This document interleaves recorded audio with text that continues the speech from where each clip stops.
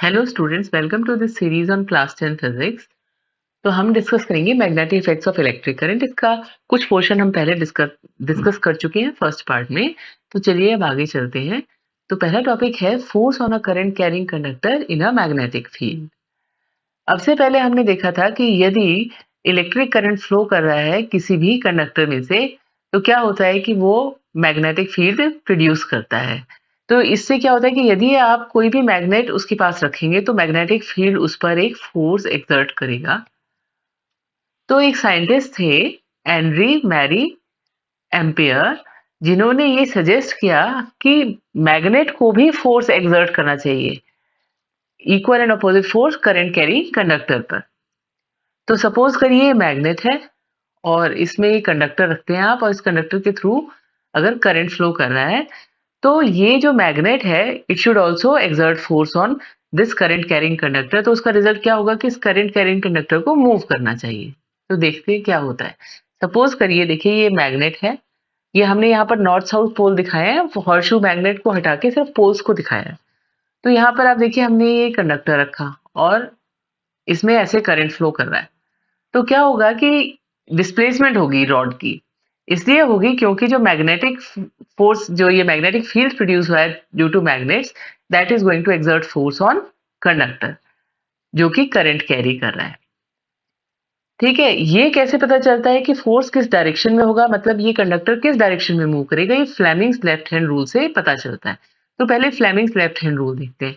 Suppose करिए, आप ये देखिए फिगर में क्लियर है कि आपने अगर अपना लेफ्ट हैंड ऐसे स्ट्रेच किया है कि आपकी जो ये फोर फिंगर है, सेंट्रल फिंगर है और थंब है, इन तीनों के बीच में अगर 90 डिग्री का एंगल बनता है, तो जो आपकी फोर फिंगर है वो कहाँ पॉइंट करती है, मैग्नेटिक फील्ड की तरफ। और आपकी जो थंब है वो पॉइंट करता है फोर्स की तरफ, ये रहा। और जो आपकी सेंट्रल फिंगर है वो करंट की तरफ पॉइंट। तो आप इसे ऐसे भी याद कर सकते हैं, फोर फिंगर होती है ना तो एफ से रिप्रेजेंट करते हैं, तो वो फील्ड को पॉइंट आउट कर रही है। सेंट्रल फिंगर सी से रिप्रेजेंट करते हैं तो वो करंट को पॉइंट आउट कर रही है। तो इस तरीके से आप इसे याद कर सकते हैं। फिर थंब रह गया तो थंब फोर्स को पॉइंट आउट करता है। तो इसको आप देखिए ऐसे भी हम कोऑर्डिनेट एक्सिस का डायग्राम बना सकते हैं। तो यहाँ पर देखिए इस डायरेक्शन में है फील्ड, दिस इज फील्ड। तो फिर यहाँ पर मैग्नेटिक फील्ड हो गया और यहाँ पर है करंट, तो फिर ये है फोर्स। जब हम करंट कैरिंग कंडक्टर को मैग्नेटिक फील्ड के अंदर प्लेस करते हैं तो हम कुछ चीजें ऑब्जर्व करते हैं, उनको वन बाय वन देखते हैं। पहली ये है कि अगर हम करंट की डायरेक्शन को रिवर्स करते हैं तो इससे फोर्स की डायरेक्शन भी चेंज होती है। तो सपोज करिए कि ये हमारा करंट कैरिंग कंडक्टर है, तो this is the direction of current. और मैग्नेटिक फील्ड जो है वो नॉर्थ टू साउथ होता है, so this is the direction of field. तो इस केस में जब आप Fleming's left hand rule apply करते हैं तो आप देखेंगे कि जो फोर्स है वो ऐसे एक्ट करता है। मतलब ये कौन सी डायरेक्शन है कि जैसे आप इसको बैठे हुए स्क्रीन को देख रहे हैं तो ये स्क्रीन के इनवर्ट्स होगा, मतलब आपसे ऑपोजिट स्क्रीन के अंदर की तरफ जाएगा फोर्स। अगर हम करंट की डायरेक्शन रिवर्स कर देते हैं तो इसको भी देख लेते हैं कि क्या होता है। ये है करंट की डायरेक्शन, फील्ड की direction is north to south, so this is field. अब इस पे आप Fleming's left hand rule apply करिए तो जो फोर्स की डायरेक्शन है वो कैसे आती है, वो आती है आउटसाइड द स्क्रीन, मतलब टुवर्ड्स यू, आप लोगों की तरफ आएगी जैसे आप स्क्रीन को देख रहे हैं। तो आप देखेंगे कि इसमें एकदम फोर्स की डायरेक्शन बिल्कुल रिवर्स हो गई है। दूसरा केस ये होता है कि अगर आप मैग्नेटिक फील्ड की डायरेक्शन को रिवर्स कर देते हैं। मैग्नेटिक फील्ड की डायरेक्शन कैसे रिवर्स होगी, आप नॉर्थ और साउथ पोल को चेंज कर दीजिए उनकी पोजीशन, तो इस तरीके से हुआ। अब इसमें देखिए जो करंट की डायरेक्शन है इट इज दिस वे, ये करंट है और फील्ड की डायरेक्शन होगी north to south, so this way, this is field. अब इसमें अगर Fleming's left hand rule apply करते हैं तो जो फोर्स की डायरेक्शन है वो भी टुवर्ड्स यू, मतलब आउटसाइड द स्क्रीन आएगी इस तरीके से। तो हमने क्या ऑब्जर्व किया कि by reversing the direction of current flowing the through the conductor या by reversing direction of magnetic field we change the direction of force, force की डायरेक्शन हम बदल सकते हैं। अब हम स्टडी करेंगे इलेक्ट्रिक मोटर। इलेक्ट्रिक मोटर एक ऐसी डिवाइस है जो इलेक्ट्रिकल एनर्जी को कन्वर्ट करती है मैकेनिकल एनर्जी में। और ये कहाँ पर यूज होती है? ये हमारे घरों में आप देखेंगे, ये इलेक्ट्रिक फैंस के अंदर होती है, ये रेफ्रिजरेटर के अंदर होती है, मिक्सर्स के अंदर, वॉशिंग मशीन के अंदर होती है, कंप्यूटर्स के अंदर, और MP3 प्लेयर्स जो आप यूज करते हैं। तो ऐसी और भी बहुत सी डिवाइसेस है जिसके अंदर ये होती है। इसका प्रिंसिपल क्या है? तो इलेक्ट्रिक मोटर कौन सा इफेक्ट यूटिलाइज करती है? Magnetic effect of current. ये इस प्रिंसिपल पे काम करती है कि अगर आप कोई करंट कैरिंग रेक्टेंगुलर कॉइल को प्लेस करते हैं मैग्नेटिक फील्ड के अंदर, तो एक फोर्स एक्ट करती है कॉइल पे जो उसको रोटेट करती है, और ये कॉइल कॉन्टिन्यूसली रोटेट करता है। और जब कॉइल रोटेट करता है तो उससे अटैच जो शाफ्ट होता है वो भी रोटेट करता है, और इस तरीके से जो इलेक्ट्रिकल एनर्जी हम सप्लाई करते हैं मोटर को, वो कन्वर्ट होती है मैकेनिकल एनर्जी में। ये तो देखिए इसका प्रिंसिपल है जो हमने आपको ऐसे ही जैसे डिफाइन करते हैं उस तरीके से बताया है। अब इसकी डिटेल हम समझेंगे कि कैसे काम करती है।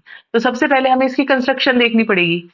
कंस्ट्रक्शन में देखिए, इसमें एक रेक्टेंगुलर कॉइल होता है जिसको हम ऐसे ABCD इस नाम, ये वाली इसकी नेमिंग कर देते हैं, और ये कॉपर वायर होती है।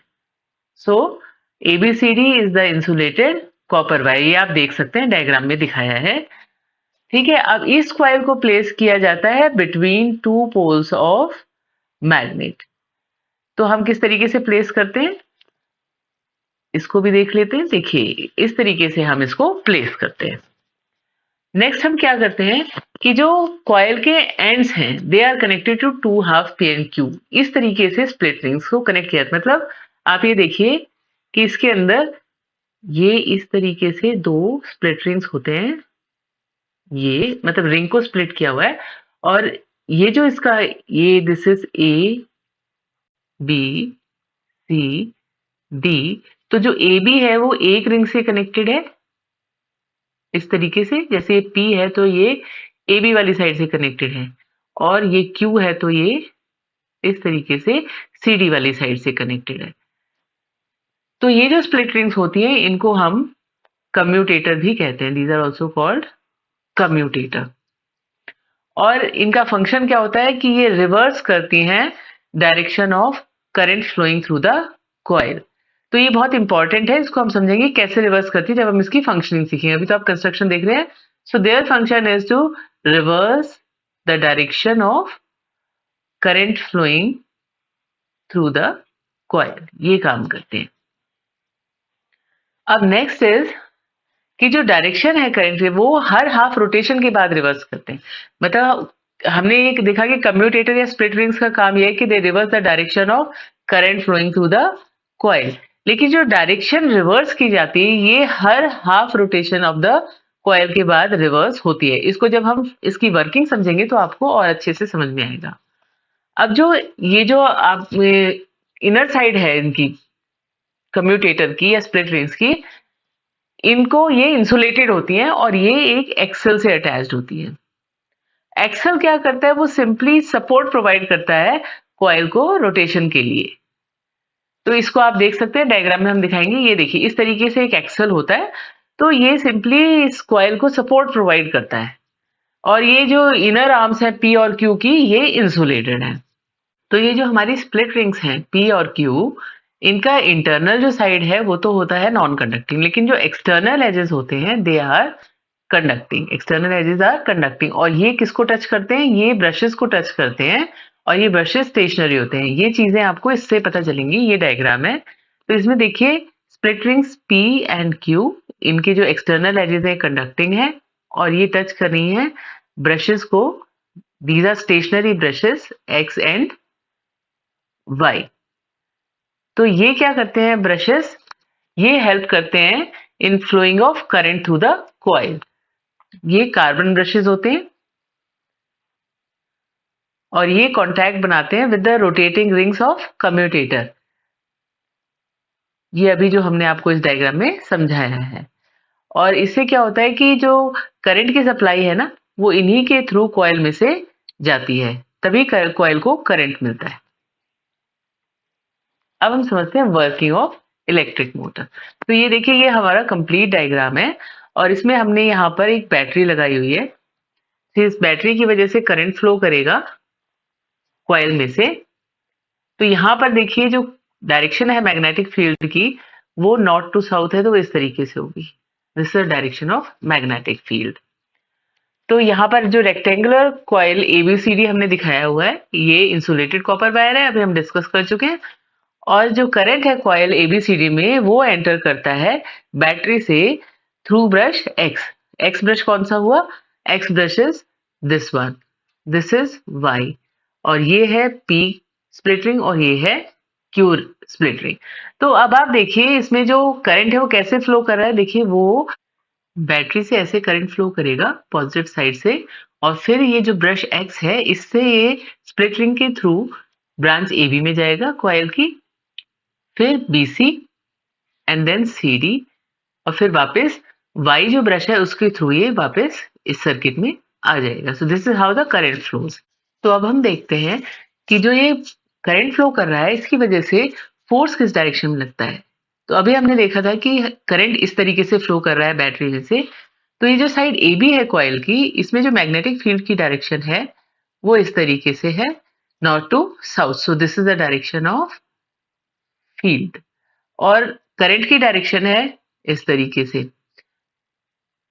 तो अब इस पे अगर हम Fleming's left hand rule apply करते हैं तो जो हमारे फोर्स की डायरेक्शन है वो आती है अपवर्ड्स लाइक दिस। तो साइड ए बी पे जो फोर्स एक्ट कर रहा है वो एक्ट कर रहा है upwards, this is direction of force. और ये करंट है, इसको हम आई से रिप्रेजेंट कर देते हैं।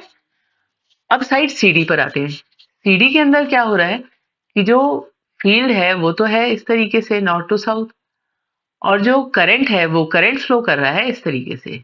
Again if you apply Fleming's left hand rule, तो जो आप फोर्स है वो लोअर साइड में एक्ट कर रहा है। So this is the direction of force. So here we have field, this is current and this is force. तो इससे हमें ये पता चलता है कि जो हमारा कॉइल है ये अपवर्ड्स मूव करेगा। ए बी जो है वो अपवर्ड्स जाएगी और सी डी जो है वो डाउनवर्ड्स। तो इस तरीके से अगर आप इस डायग्राम में देखें तो देखिए ए बी अपवर्ड्स जा रहा है और सी डी डाउनवर्ड्स आ रहा है। तो देखिए रोटेट करते हुए A B C D coil जो है ये वर्टिकल पोजीशन में आ जाता है, और यहाँ पर अगर आप ध्यान से देखेंगे तो ये कुछ पोर्शन ऐसा होता है जिसमें जो स्प्लिट रिंग्स हैं और ब्रशेज हैं आपस में कॉन्टैक्ट में नहीं होते।